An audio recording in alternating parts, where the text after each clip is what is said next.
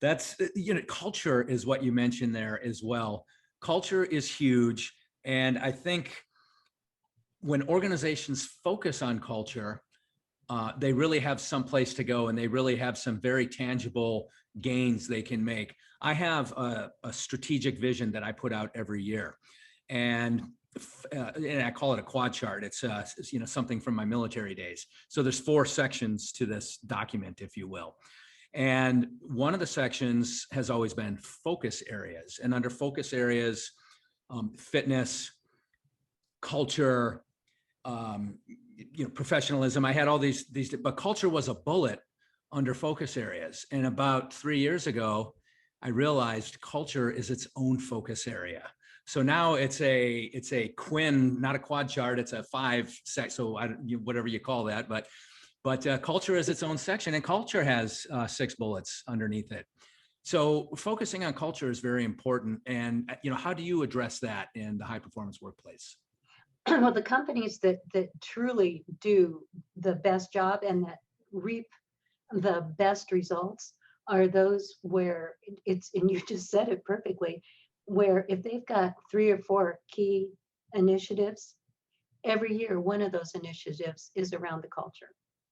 It's around continuously improving and providing feedback, knowing where to expand. Do we need more training? What are we doing to promote people, to give them more opportunities? Are we developing networks? Do we have think tanks? All those companies are focused on the how. Do we do our work with the people, which is the culture, but they make it a priority.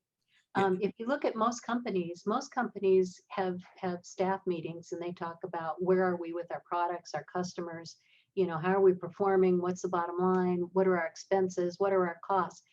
We don't have meetings that talk exclusively about how are we performing as an entity, as a human entity? How are we performing? We don't have meetings to talk about that in most companies. And yet we know that that's such a driver for performance. Culture should be, and it is in my organization, because like I said, I made it its own section in our strategic vision. But culture should be an agenda item or a line item at the weekly executive leadership meeting. It really should be. When I developed the culture component of my strategic plan, I literally went to the team, not even the management team. I mean, I went to the whole company and said, you help me identify the culture. And if we're not there yet, you tell me where it is we need to go, and we'll figure out how to get there. So my 6 bullets that identify the culture within my organization, most of them were developed by all 35 members of this team. And what I've noticed over the years is we will add and subtract or modify. Culture, I think, is kind of a moving target. And that's why management or leadership needs to address it on a reoccurring basis, because it is a moving target. And you can get one bad apple in there who can really send the culture sideways. And that's, go ahead. You have something there? I was just going to say COVID is a good example of fast forwarding the need for culture change. It's forced companies to recognize that people can work remotely and can be productive, and that some people enjoy that and are more productive that way, and some people want to come into the office and the site area, but that one size doesn't fit all.